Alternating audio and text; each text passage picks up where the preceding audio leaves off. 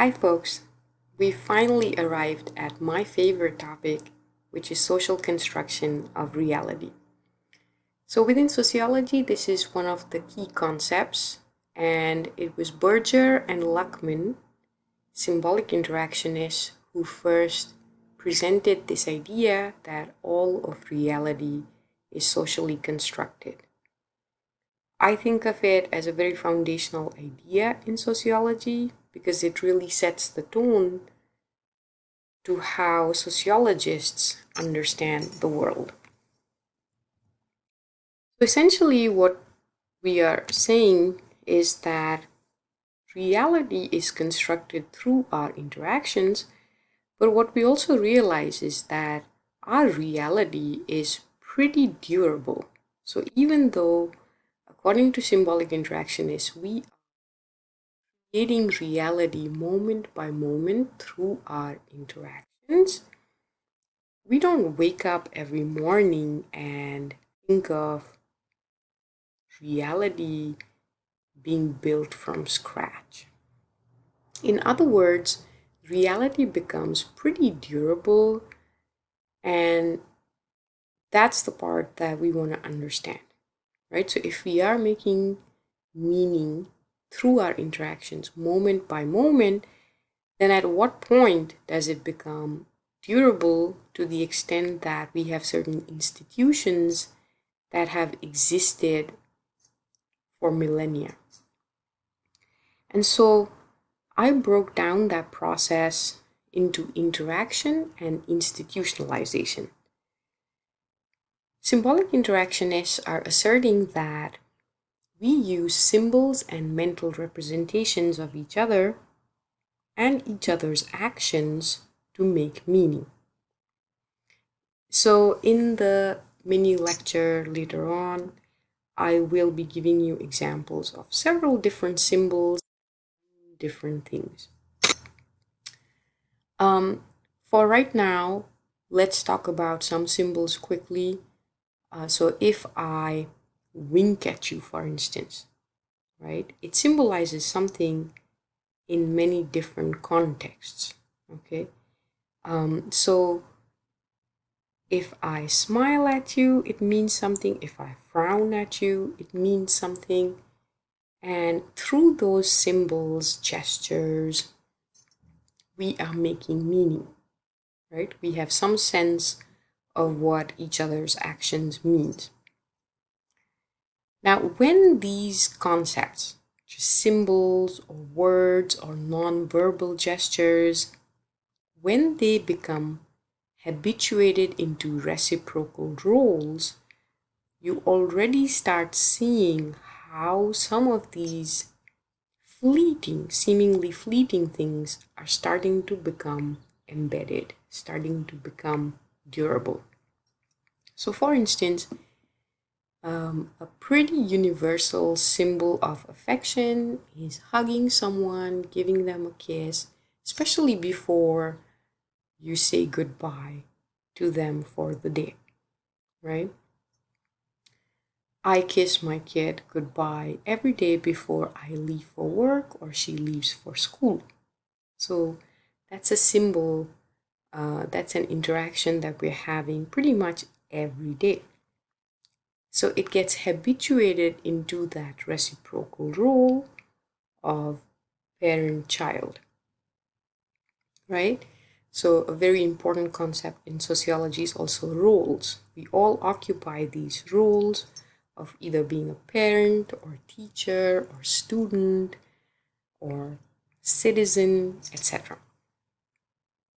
Now, when these roles are made available to other members of society, so for instance, it's not just my kid and I saying goodbye to each other each morning, it's also numerous other mothers who are saying bye to their kids. And so it starts getting a more widespread interaction and it becomes institutionalized into the institution of mothering or parenthood or family, right? And at that point, that particular interaction has become institutionalized.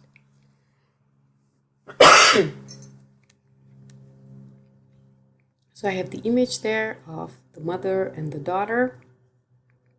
You kind of remember that that particular interaction is already embedded in a role, and that particular role is then embedded in the institution of family. And it gives you a sense of how something that starts off as fleeting then gets pretty durable. So when you're thinking about social construction of reality, you want to think about some of the most ancient questions, right? Every discipline addresses those questions, whether it's philosophy, theology, what is real and how is one to know? Now, if you were to ask the layperson on the street, what is real, how is one to know? They would look at you like, isn't that obvious? Because we take reality for granted. We take reality as already objectified. So, in sociology, again, as I explained to you in the previous two lectures, we take on a particular perspective. And so we are arguing in sociology, we are asserting that there are multiple realities possible in different contexts. Now, it doesn't necessarily mean that we're going sci-fi. All we're saying is that meanings can be very different for the same objects or interactions depending on the context. And meaning is created through interaction. So now this doesn't mean that a physical reality doesn't exist out there. All we are asserting is that social reality is created through interactions. And the best example I can think of actually comes from Karl Marx, who's talking about the use value versus the exchange value. And for that, we have that first example of water versus diamonds. The use value of water is very high. Any human being can probably survive without water for a maximum of 3 days.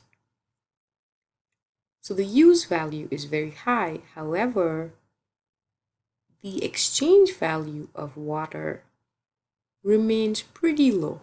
You can get it from most places, or pay a little bit of money to get a bottle of water. On the other hand, the use value of diamond is very little. Diamonds are hardly used in anything else other than as jewelry.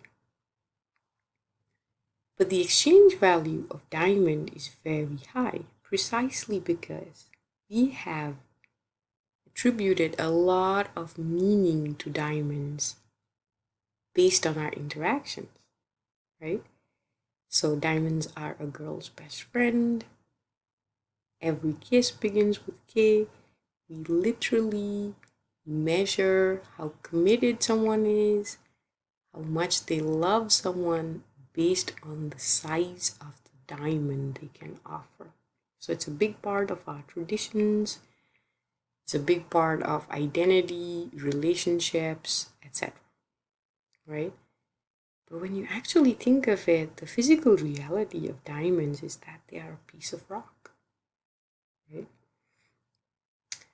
Sociologists are also arguing that there are multiple realities possible. So, for instance, if you have the institution of marriage, we know that not very long ago, marriage, even in the Western world, was based on a contract.